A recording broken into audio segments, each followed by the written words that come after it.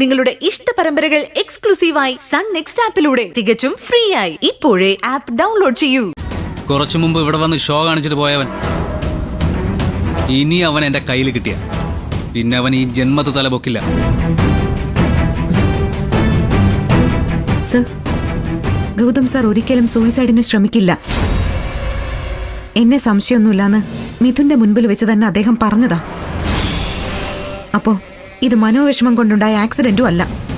ഈ video fake ആണെന്ന് യാമിനിക്ക് മുൻപ് തന്നെ അദ്ദേഹവും മനസ്സിലാക്കിയിട്ടുണ്ട്. ഇനി നിങ്ങൾ കണ്ടുപിടിക്കേണ്ടത് ഈ വീഡിയോ ഉണ്ടാക്കിയ ആളെയാണ്. ആക്സിഡന്റ് കേസ് അന്വേഷിക്കാനാണ് ഞങ്ങൾ വന്നത്. വീഡിയോയെക്കുറിച്ച് പരാതി ഉണ്ടെങ്കിൽ വേറെ എഴുതി തരണം. ഞങ്ങൾക്ക് പരാതിയുണ്ട് സർ. ആ പെരുങ്കള്ളനെ നിയമത്തിന് മുന്നിൽ കൊണ്ടുവരിക തന്നെ വേണം. അവന് പിന്നിൽ ആരെങ്കിലും ഉണ്ടെങ്കിൽ അയാളും അഴിയെണ്ണണം. എല്ലാം ചെയ്യാം. ഞങ്ങൾക്ക് ആക്സിഡന്റ് പരാതിയിൽ ഗൗതം സാറിന്റെ ഒരു ഒപ്പ് വേണം.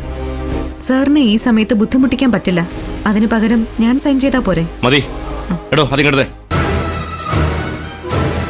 ഇവിടെ.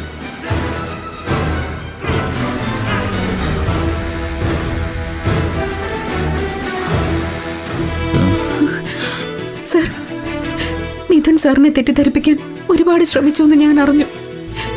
എന്നിട്ടും എന്നെ വിശ്വസിച്ചതിന്, നെഞ്ചോട് ചേർത്ത് നിർത്തിയതിന് ഒരുപാട് നന്ദിയുണ്ട്.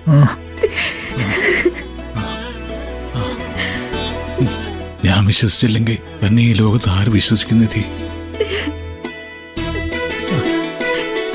എന്റെ കാര്യം വിട്ടേക്ക്. മറ്റുള്ളവരെ പറഞ്ഞ് കൺവിൻസ് ചെയ്തോ? വസുന്ധരാന്റിക്ക് ഒഴികെ ആർക്കും എന്നെ സംശയമില്ല സർ. ആ വീഡിയോ എങ്ങനെയാ ഉണ്ടായതെന്ന് യാമിനി എല്ലാവർക്കും പറഞ്ഞു കൊടുത്തു. അതോടെ ബാക്കിയുള്ളവരുടെ സംശയമൊക്കെ മാറി.